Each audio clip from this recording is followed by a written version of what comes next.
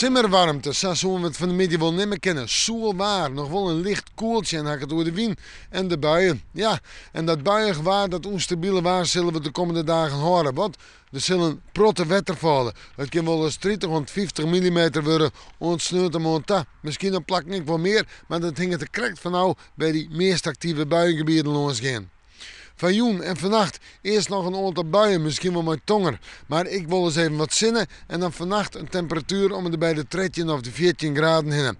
Een milde nacht van de tijd van het hier en er is een protte bewolking waar kans op mist, dampwaar en letter vannacht ik alweer eens even wat ruin. De wind nog altijd uit het zuidoosten, zwak of matig. En dan morgen.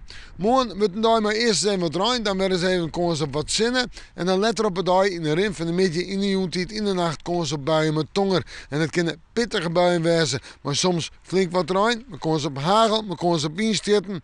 Nou ja, onstabiliteit dus. En de temperaturen morgen zit tussen de 19 en 22 graden, gewoon een simmertemperatuur.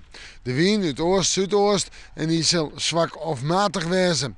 Dan zetten we terug naar het vooruitzicht. Toonsje en Vreed ben toch 2 dagen mooi buiig waar. Maar kon ze op tonger, maar in protte wetter en nog altijd in die hege temperaturen. Toonsje 22 à 23 graden, Vreed zijn 20 of 21, sneeuw 19 graden, maar sneeuw misschien nog een buiken, maar voor hetzelfde geld blijft het al droog. En in het weekend meer zinnen.